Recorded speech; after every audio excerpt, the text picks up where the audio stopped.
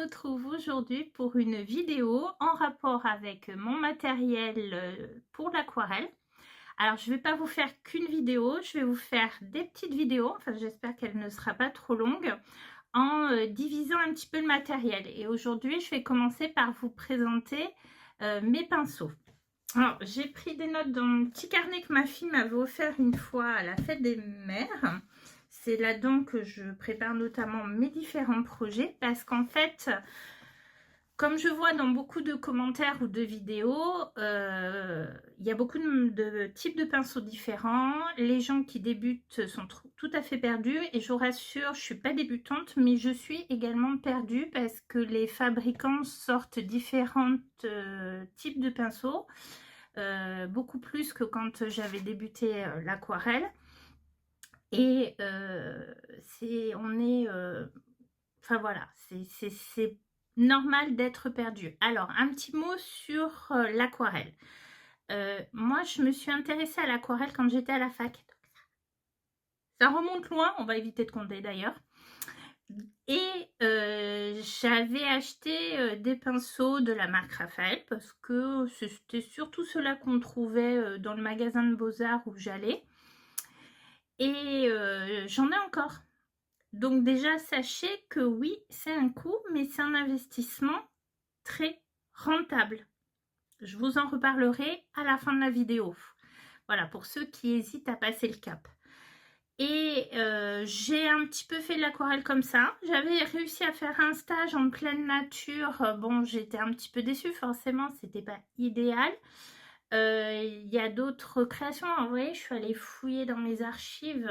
Alors, j'ai plus beaucoup d'aquarelles de cette époque parce que j'en ai donné pas mal. D'ailleurs, le léopard que vous apercevez, je suis allée le récupérer dans la chambre de ma fille parce qu'elle me l'a monopolisé. Je vous ferai des photos, je vous les montrerai en détail. Alors, évidemment, les ressortant pour la vidéo, je me suis dit, oh, il y a plein de défauts. Vous allez me dire non, mais moi, oui, je vois les défauts, mais bon. Ça, c'est des créations que j'ai faites d'après des magazines. Hein. On n'avait pas trop Internet à l'époque. Oui, oui, ça date. Et donc, je suis un peu autodidacte. Avec le scrap, je me suis remis à l'aquarelle. Il y a beaucoup plus accès à des vidéos, à des contenus gratuits. J'ai eu la chance de faire 2 ateliers avec Pink Lola. Donc là aussi, j'ai appris beaucoup et je trouve que là, dernièrement, mon style a également, enfin ma mise en couleur a beaucoup évolué. Mais ça aussi, je vous en parlerai dans d'autres vidéos. On va vraiment se concentrer sur le matériel. Donc je vais vous passer en... Je vais vous montrer mon bureau. Et vous allez voir que j'ai beaucoup de pinceaux, mais je vous rassure tout de suite, on n'est pas obligé d'avoir tout ça. Voilà un petit peu ma collection de pinceaux. En bonne scrapeuse, je collectionne le matériel, n'est-ce pas? Alors que honnêtement, je me sers toujours à peu près des mêmes pinceaux. Voilà. Mais c'est vrai que c'est en essayant qu'on trouve un petit peu son pinceau idéal. Alors, on va commencer les explications. Il existe 2 catégories de pinceaux. Les pinceaux en poils naturels et les pinceaux synthétiques. Alors, les pinceaux en poils naturels, ce sont tout simplement des poils de petites bébêtes. Alors, il y a la Marthe et Petit Gris, je crois que c'est un renard. J'en ai quelques-uns, je vous les sors.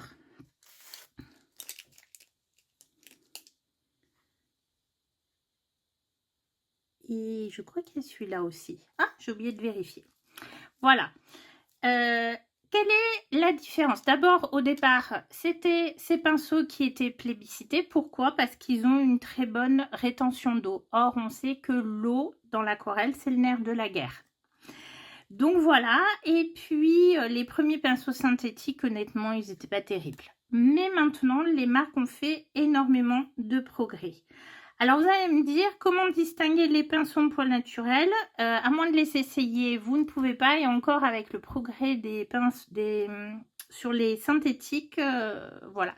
Il faut regarder. Alors vous voyez, je vous disais, ça c'est un de ceux qui me reste de la période où j'étais étudiante et que j'avais acheté. C'est un Raphaël 802 taille 5. Donc ça, c'est un petit gris. pur. La gamme fétiche de Raphaël, c'est le 803. Ça, c'est un 1. Donc, vous voyez, on ne peut pas toujours se fier non plus à la taille mentionnée sur le pinceau, déjà d'une marque à l'autre et tout ça. Donc, ça, c'est un Koum Faded. Alors, je vous en parlerai après dans les différentes formes. Ça, c'est un Précision. Donc, là, c'est du poil de martre, pardon. Voilà, il faut que vous regardiez, c'est marqué dessus. Donc, aquarelliste de Léonard, je ne suis pas sûre, j'ai oublié de vérifier. Mais le Koum, là également, c'est un poil naturel. Donc, l'avantage, justement, c'est leur capacité de rétention d'eau. Par contre, surtout les gros pinceaux comme ceci, qui sont des pinceaux à la vie, ils se déforment quand on s'en sert. J'ai pas pris d'eau pour vous montrer. Je me suis sorti une feuille de papier, mais j'ai pas pris d'eau. Bon, bref. En fait, il se déforme. Je mets en pause, je vais chercher de l'eau. Ça y est. Donc, j'ai ressorti mon vieux pinceau. J'avoue que je m'en sers plus beaucoup parce que je ne fais plus de grandes surfaces. Là, je l'ai bien mouillé. Je vais prendre n'importe quelle couleur. Et comme je vous disais, vous voyez, il se déforme. Mais l'avantage, c'est que vous pouvez... Donc là, je n'ai pas fait... Surtout si vous voulez faire un dégradé comme ceci. Voilà. Il continue. Et là, j'ai à peine le trempé. Vous ne le voyez pas bien. Mais là, on commence à manquer un petit peu d'eau. Très bien. Alors, ce genre de pinceau, si vous voulez, qui dure dans le temps. Et m'envoyer à force, il faudrait que je lui redonne sa pointe. Il faut bien les rincer.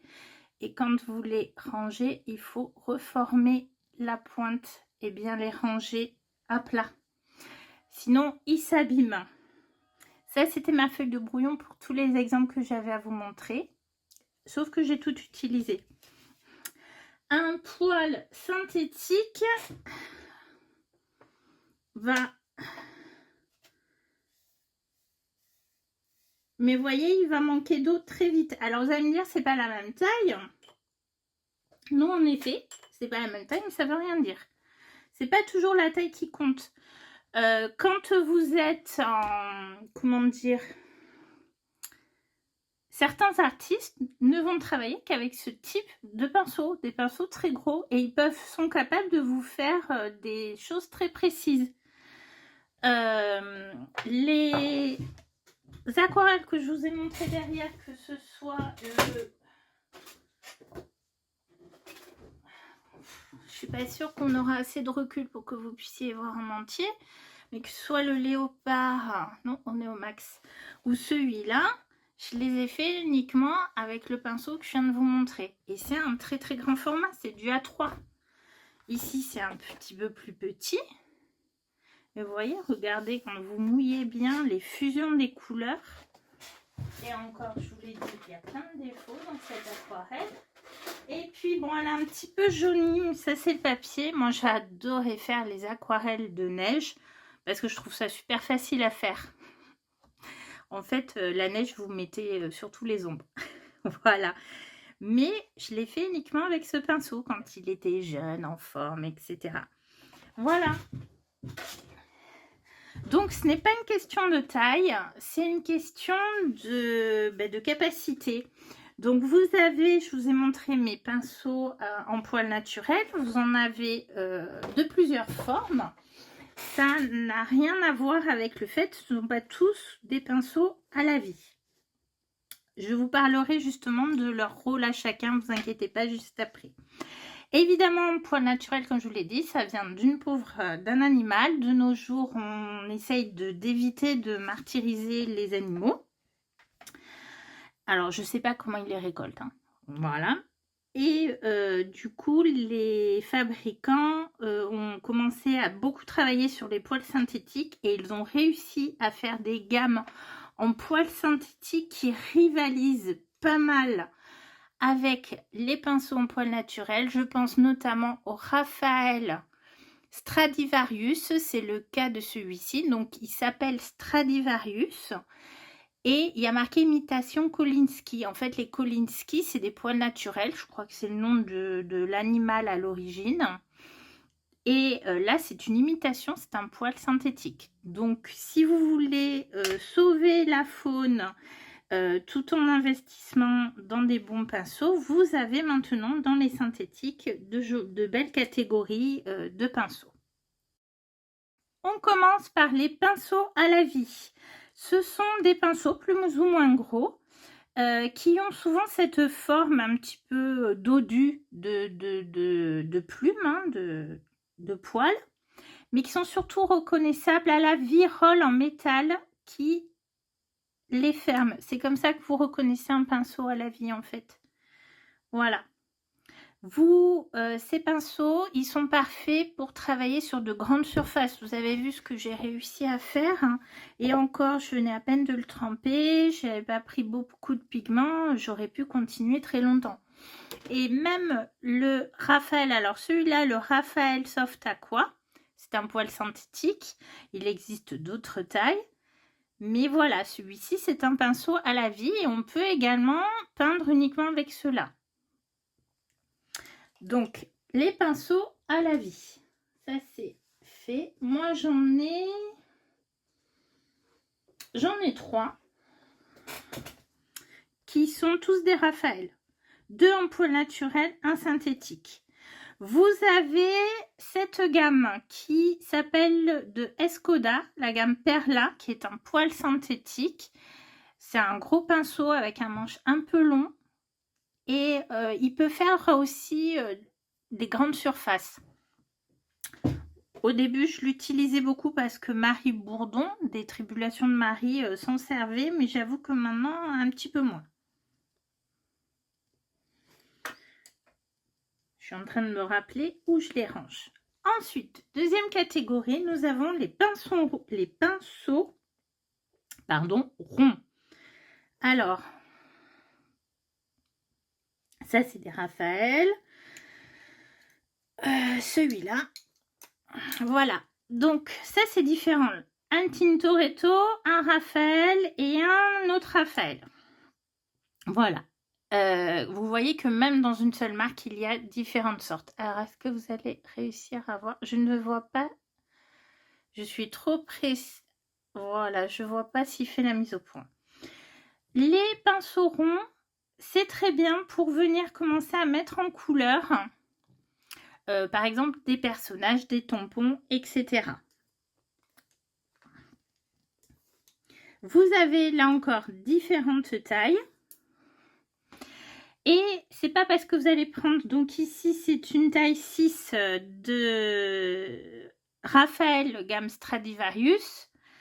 Et ici c'est une taille, non ça c'est pas un pinceau rond, je suis en train de vous dire des bêtises. Mais ça veut pas dire que chez Da Vinci ou chez Princeton, ce sera la même grosseur de pinceau. Donc attention, méfiez-vous quand même. Ensuite, nous avons les pinceaux langue de chat. Alors, je n'en ai pas pour l'aquarelle. Ça fait partie des prochains achats. Ils peuvent être intéressants, notamment pour faire certaines formes de feuillage.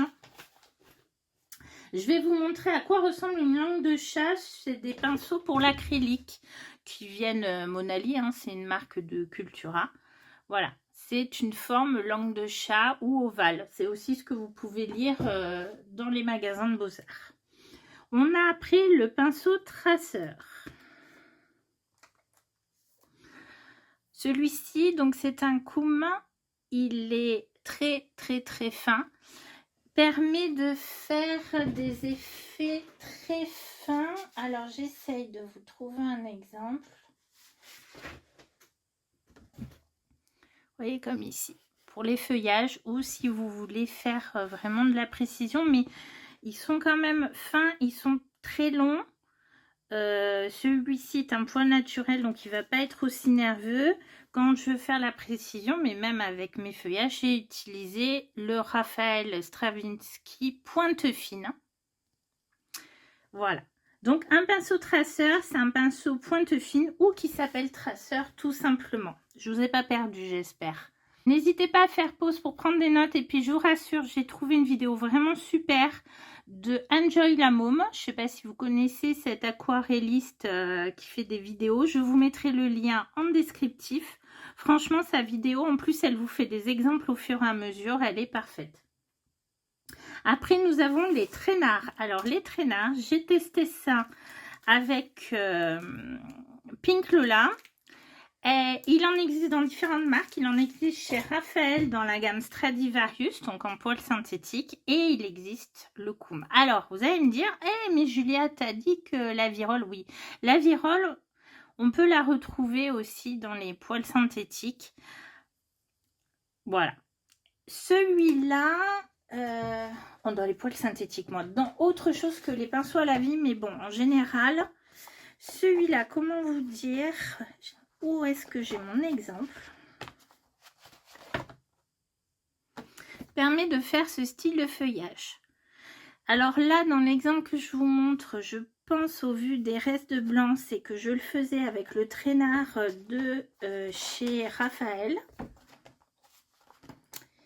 Et je trouve plus mon exemple avec le synthétique. Et voilà, pour faire des feuillages, pour faire ce genre de choses, vous avez vu la ligne, la belle ligne continue. Évidemment, tester, c'est approuvé. Le problème des pinceaux Koum, c'est leur prix. Celui-là, il faisait pratiquement 30 €. Voilà. Après, ce sont de très bons pinceaux. Une fois qu'on a enlevé ça, c'est fini. Vous voyez, je l'ai reçu il y a un moment, je n'ai toujours pas eu le temps de le tester. Vous avez les pinceaux épais. Les pinceaux épais comme celui-ci. Alors ça, c'est un Léonard aquarelliste. Je l'avais pris aussi pour les feuillages. J'ai beaucoup de mal à m'en servir.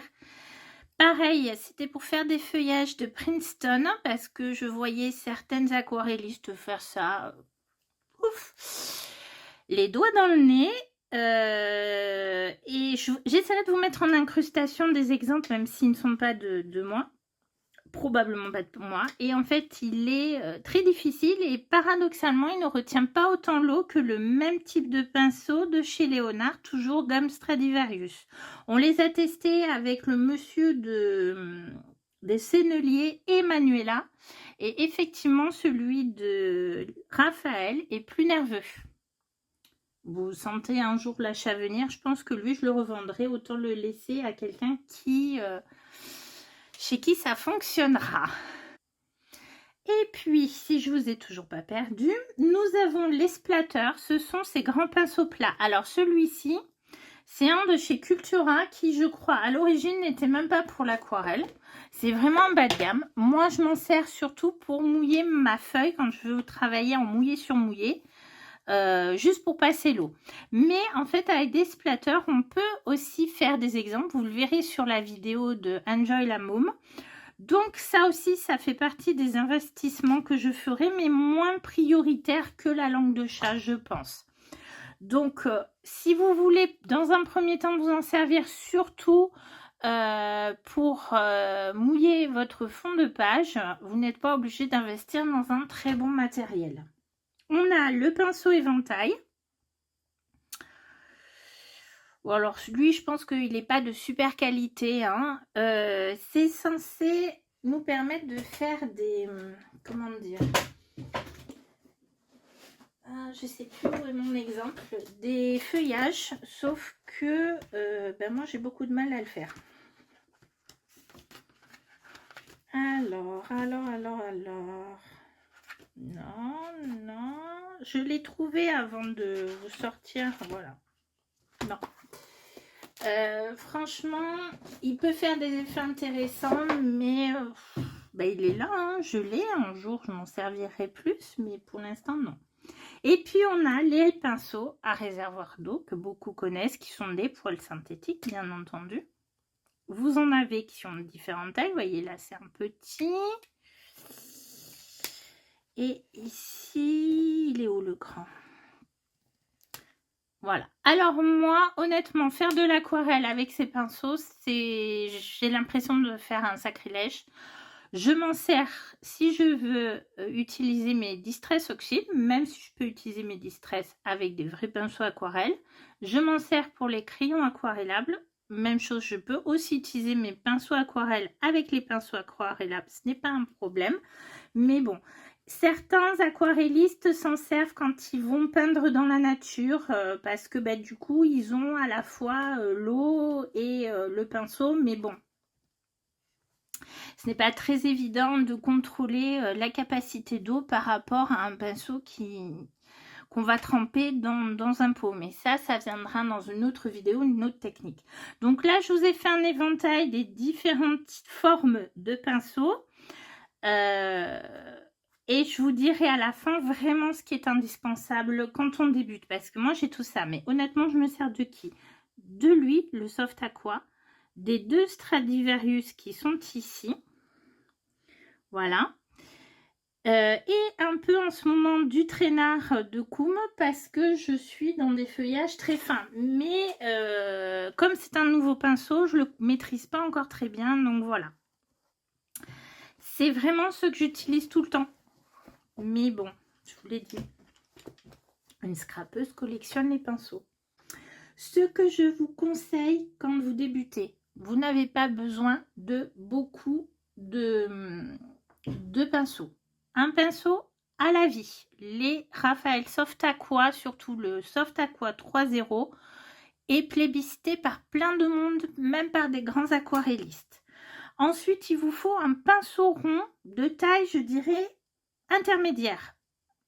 Je vais faire la pub pour Raphaël, pourtant je ne suis pas sponsorisée par eux, mais le Stradivarius taille 6, donc rond, pinceau rond, il est très bien parce que oui, c'est un pinceau rond, mais il est aussi très nerveux pour faire des petites surfaces. Et là encore, je vous renvoie à cette aquarelle où, dans un premier temps, je l'ai utilisé pour faire certains brins d'herbe. Puis, j'ai pris la taille intermédiaire et après, j'ai pris le traceur.